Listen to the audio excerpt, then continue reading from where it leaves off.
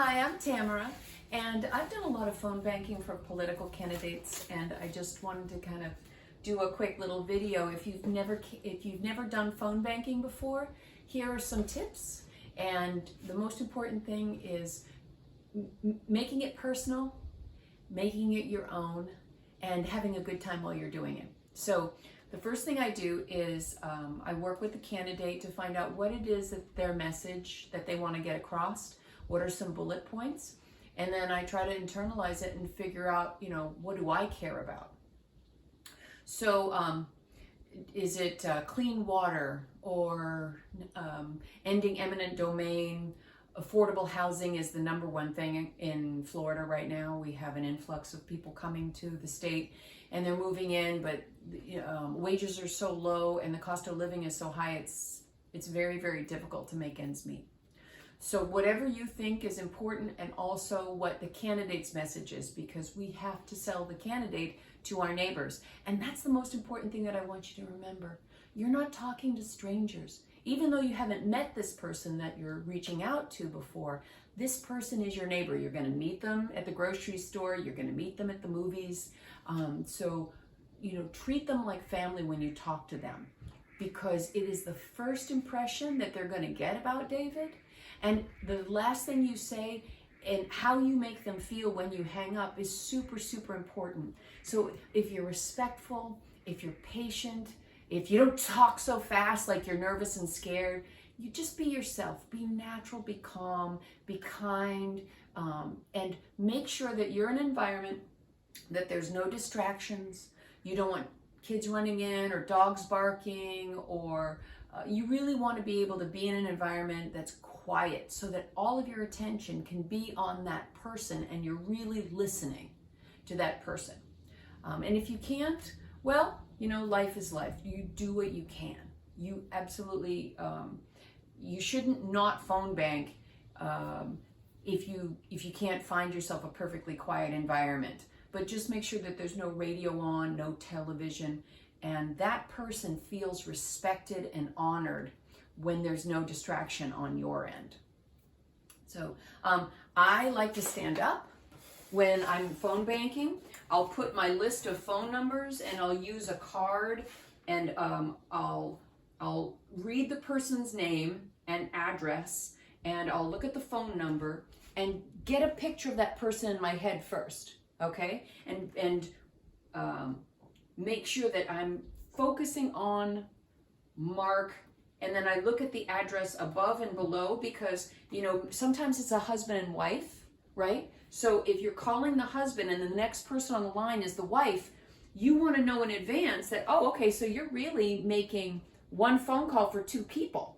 Or maybe your phone bank has got the son and the daughter. Because a lot of times in households, if you're reaching out to a phone list that has nothing but Democrats, well then the wife and the husband are probably going to be, if they have the same last name, on the same line.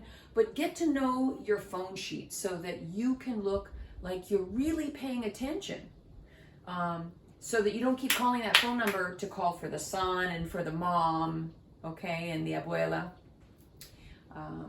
And make sure that you practice your speech with someone else before you start, because this is cold calling and you just want to warm up.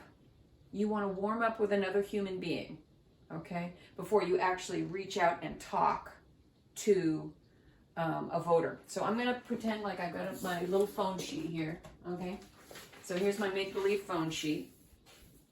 And here's Ramon Vasquez and his wife, Amelia. Okay, so I know that they're both there on the sheet, and they actually live, I'm going to Google it, and I'm going to see where they live, okay? They live across the street.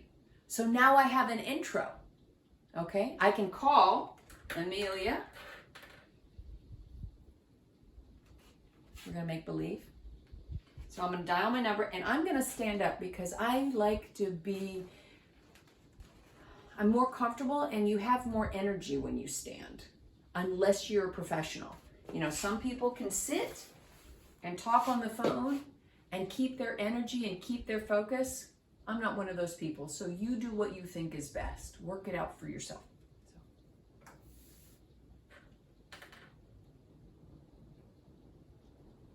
Hey, good afternoon. This is Tamara. I'm a volunteer with the David Cherubi-Artez campaign. He's running for commissioner in District 5, and I'm just phone banking for him today. And we're neighbors, as a matter of fact. I just live down the street from you, and I wanted to, phone dropped. I apologize. I just wanted to say hi and tell you a little bit about why I'm supporting David. Have you heard about him as a candidate? You have? Okay, so you've seen his signs on the side of the road. Fantastic. Okay. Are there some things that you care about in this area that you want to see done? What's important to you? And first of all, am I catching you at a good time? Do you? Okay, good. Thank you. I'm glad we can talk. So, what are some of the things that you care about? And I've got my pen in hand, and David wanted me to write everything down that his constituents say. All right, so affordable housing. Yes. Yeah, that's one of his most important things. We are not doing anything right now in District 5 with workforce housing. Yeah, it's very, very difficult. Is there anything else you would like me to bring back to the candidate? No. Well, beautiful. Thank you very much for your time. The election is November 3rd. And are you going to be voting by mail, or are you going to go in person? Have you decided yet? No? Okay, all right. Well, can we count on your vote? November 3rd? David Cherubi-Artez. Yeah, he's a local boy, born and raised here in District 5. He's got a beautiful family. He's got a wife and 2 kids. And he really, yes, he does care about the everyday lives of working people out here. Yeah. He's not the special interest candidate at all. All right. Thank you very much, and have a great day. Thank you for supporting David Cherubi-Artez for District 5.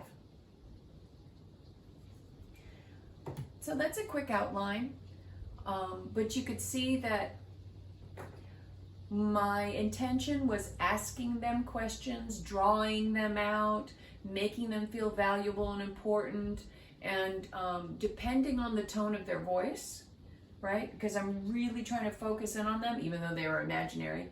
The goal is to make sure that, let's just say, for example, if I did catch them when they're in the car or trying to get the kids off to daycare or whatever, one of the questions you can ask based on how they sound when they pick up the phone is, am I catching you at a bad time? So let's just say if this was a different type of call. And hey Marcus, this is Tamara Paquette. I'm a neighbor of yours, and I'm volunteering for the David Cherubi-Artez campaign. He's running for commissioner in our district, District 5. And I wanted to just tell you a little bit about him if you don't already know who he is. Oh, okay. I apologize if I caught you at a bad time. I'm sorry. Is there a better time that I can call you back and tell you a little bit about his campaign and why it's important to you? No? Okay, I'm sorry. Well, please, I hope we can count on your vote. November 3rd, David Cherubi-Artez for District 5. Thank you so much for your time. So by that little nod, you're letting them know that you're honoring their time, and what they're going to take away from that conversation is, yeah, you're another phone banker, but you're human. You're not a robocall. And you were thoughtful, you were considerate, you were polite, you honored their time, or maybe they were uncomfortable talking to strangers. Some people just don't want to talk to phone bankers. But what you're doing is you're giving them a reason to care about what's important to them, because David's campaign is not about David. David's campaign is about the working people out here in District 5 and what is affecting them every single day. And that's how we have to manage the campaign. The issues that David cares about are the issues that working people care about. So I hope that has helped you a little bit to see If you've never seen what a phone bank looks like, not during COVID, we've done this in the big offices, you know, like a real estate office, and there's always somebody at every desk, and we're going through the list and we're trying to make sure that we're talking on the phone but not so loud. Personally, when I talk on the phone, I like to stand up, and I make sure that I always have a pen and a pencil and a pad of paper to make notes. That way I can get it back to the candidate. And always, always, always have a script and bullet points and practice before you start reaching out. So thanks again, and love, David. Thank you for running. Good luck.